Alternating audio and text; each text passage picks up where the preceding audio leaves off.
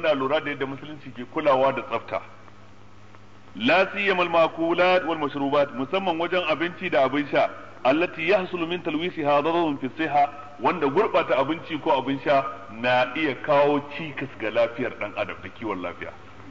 Me yasa? Dan saboda idan mutum yana cuta da ake yawan dauka, wanda galibi tana yaduwa ta numfashi, muradin nan ana iya daukar ta fuskar atishawa da mutum zai kana kusa da shi ka shaka ba tare da ya kauce maka, ba tare da kai ka rufe abin nan ɗinka ba. Misali abin da ya shafi a tarin TB wanda ake yawan ɗauka ta hanyar numfashi ko abin nan, idan mutum ya sha abin sha yayi numfashi a ciki ya zanto bayan ya sha ya rage, kai kuma zaka ɗauka ka sha, to in yana da cutar da take yaduwa da wuri cikin lokacin fashin nan ya zuba abin a ciki, kai kuma ka karɓa ka kwankwada. Shine shari'a ta toshe dan rigakafi wanda aka ce ya fi magani, shi manzon Allah ce kar ka yi numfashin a ciki, in za ka yi numfashin sai ka cire, ka yi numfashin ka a waje sai ka ci gaba da sha. An fahimci wannan da kyau? Wato kun ga koyarwar musulunci, wato inda za mu ba ɗabi'un gaba ɗaya ba za mu wahala ba za mu wahala sosai ba. Misali ka fara daga tsaftace bakinka da tsaftace jikinka, in mutum ɗaya na da cuta ya fara sha duk sai rabawa sauran nan take. Kar ku ɗauka cewa wai cuta wani baya ɗaukan cuta, don akwai wanda suke da wannan aƙidar. Ba nasi daga Allah ko manzansa da yace wani baya ɗaukan cuta. Abinda da aka ce la adwa wala tiyara wala hamata wala safar, ma'ana la adwa, ita cutar ba ta tashi da kanta ta shiga jikin wannan sai da qada'ullahi wa qadarihi. Tasirin ta ita kadai baya yiwa sai bil qada. To qada din nan kuma yana nan. Shi yasa kai sai aka ce kai ittikhazul asbab. بعد ما اتخذت السبب تتكل على رب السبب مسبب الاسباب وهو الله تعالى. aikin ka wajibi ne kai ittikhazul asbab. idan mutum ya ce ai na dogara ga Allah, to wannan ragwancin ka ne ka kawo shi ka jingina wa kaddara, kasawar ka ce ka jingina wa kaddara. amma shari'a ai ta ce idan ka ga kura ka gudu, in gobara ta kama gidanka kai me ka kashe, ko da ke akwai da'ifin hadisi da yake cewa in gobara ta tashi ku kabbara. Kaga wannan kana kallo wuta gidan ka zai cinye da wuta, kana ta kabbara wuta tana ƙara ci.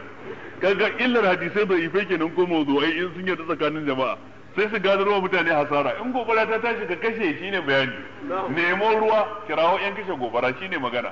Amma ka tsaya gefe guda kana tara ka kabbara, wuta dai ba za ta mutu ba, za ta cinye maka gidanka. Kaga da'ifan hadisai in mutum ya bi su ma ba zai zauna lafiya ba, sai su gadarwa da mutum hasara. To don haka sai ake bin diddigi wajen hadisi kafin yin aiki da shi, don ka tsaya kan yadda shari'ar musulunci take so, kar ka wuce. Don saboda haka wato ashe kenan ana iya ɗaukan cuta. Abin nufi a aƙidar musulunci shine cutar tana iya tashi daga wannan zuwa jikin wannan da qada'in Allah da zartaswa Allah ba dan tasirin ta bai tana ita kadai.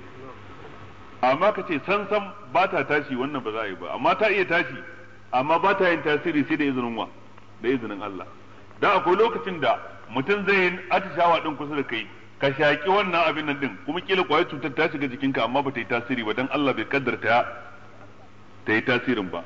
To wannan kaddara ta Allah abin ne da ya shafi tauhidi da za ka kudurce a zuci, amma neman ka kare jikinka ta yadda cutar kar ta shiga wannan ya zama wajibinka. Ka tashi tsaye kai haikan kai wannan tattakul bil asbab kenan. Kun gane wannan da kyau? Saboda waɗannan matsaloli in mutum bai fahimce su ba ta fuskar aqida, aka samu bid'a guda biyu. Bid'a ta farko bid'ar qadariyya, wanda suke inkarin kaddarawar ma gaba daya. Suna ganin Allah baya da kaddara, duk abin da kaga ya faru a duniya ki cibus akai, ko incidents ne kawai, dace ne, ba Allah ne ya tsaro shi ya faru ba, ki cibus kawai sai ga ka a masallaci, ba Allah ne ya tsaro zaka zo yau ba, kaga wannan ɗan kadariya kenan. To wannan kuma kaga wata babbar bid'a ce, inkarin kadara din. To kuma sai daga biyu na abin nan sai jabariya kuma a gefe daya, wanda su kuma gaba daya komai sun laftawa kaddara, suka ce ba ka da iko sai abin da Allah ya yi. Suka ce shi insanu majburun ala amalihi, ma'ana laysa lahu ta'sir fa huwa karishati fi mahabbir riyah. Suka ce tamfar gashi idan iska ya taso yana da daman da zai zabarwa kansa direction din da yake so iskan nan, gashin nan, kaga sai inda iska ya kada shi. Suka ce kamar sai inda iska ya kada ka. ma'ana kaddara ce ke ingiza ka, in ka fada nan ita ce, in ka fito daga can ita ce, ma'ana baka da naka, ko ana gobara karka gudu kenan, tsaya sai in kaddara ta tura ka. Wannan ya zama shirme kenan. To mazhabin ahlus sunna shine tsakatsakiya, wa kazalika ja'alnakum ummatan wasata. Mun yadda da kaddara, mun yadda kuma Allah ya baiwa dan adam dama ta daukan mataki dan jawo wa kai amfani ko kare kai daga mai cuta. To ya zama lalle mutum ya dauki matakin dan ya jawo amfanin, ya dauki matakin dan ya kare kansa daga cutar. Amma daukan matakin kadai ba shi zai sa ya tsira ba, sai in ya dace da kuma kaddarawar Ubangiji. Aikinsa shine daukan matakin, sauran kuma sai dogara ga Allah. Amma ya daukan mataki dogara ga Allah, wannan bid'a ne. Ya dauki mataki kuma ba ruwan shi da kaddara, wannan kuma ita ma bid'a ce. Dole sai ya hada guda biyun. Ya dauki mataki kuma ya dogara ga Allah.